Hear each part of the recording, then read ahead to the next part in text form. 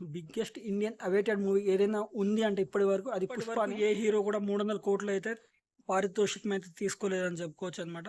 First time ఒక national award winner Allu Arjun గారు పుష్పతో 300 కోట్లు తీసుకుపోతున్నారనే వార్త అయితే చక్కర్లు కొడుతుందన్నమాట. ఇదే నిజమైతే షారుఖ్ ఖాన్, సల్మాన్ ఖాన్ అండ్ అమీర్ ఖాన్ ఈ త్రయాన్ని, తర్వాత మన biggest pan world hero so Rajinikanth, ఎవరు కొట్టలేని ఒక రేర్ రికార్డ్ని మన అల్లు అర్జున్ కొడుతున్నారని మనస్ఫూర్తిగా కోరుకుంటున్నాను అనమాట. బాక్స్ ఆఫీస్ని ఏ విధంగా తను రూల్ చేస్తాడనేది మనం డిసెంబర్ 5 చూసుకుందాం. సో ఇప్పుడు నవంబర్ 17 తారీఖు అయితే ట్రైలర్ రాబోతుంది. దాన్ని బట్టి సో ఏ విధంగా కొల్లగొడుతుంది, సో తన మేనియా ఏ విధంగా ఉండబోతుందో అప్పుడు మనకు తెలుస్తుంది. అప్పటి వరకు 300 కాదు 400 కోట్లు తీసుకున్నా సో మనం జడ్జ్ చేయలేమన్నమాట. తర్వాత డిసెంబర్ 5 తారీఖు పూర్తిగా తెలుస్తుంది. అప్పుడు మాట్లాడుకుందాం.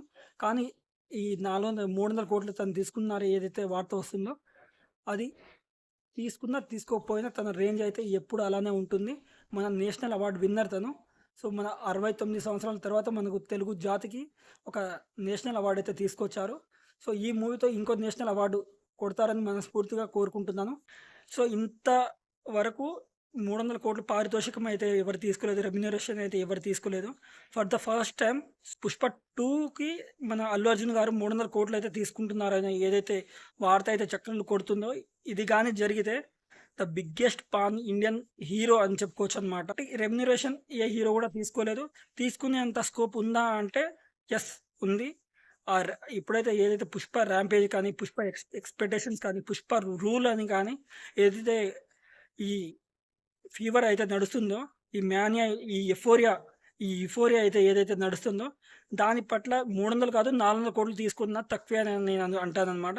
సో ఈ మూవీ పక్కా ఒక 2000 కోట్లు అయితే కొల్లగొడుతుంది. నీ తగ్గేదలే. సో ఎందుకంటే అలా ఆ టీజర్ కానీ, ఆ గంగమ్మ జాతర కానీ సో ఏదైతే సెట్ చేశారో అదంతా ఒక టాప్ నాచ్లో ఉందని చెప్పుకోవచ్చు. సో గంగమ్మ జాతర ఏదైతే ఉందో అదంతా ఎక్స్పెక్టేషన్ అయితే ఘోరంగా ఉంది. సైనింగ్ ఆఫ్ నారాజు రాథోడ్ రివ్యూస్.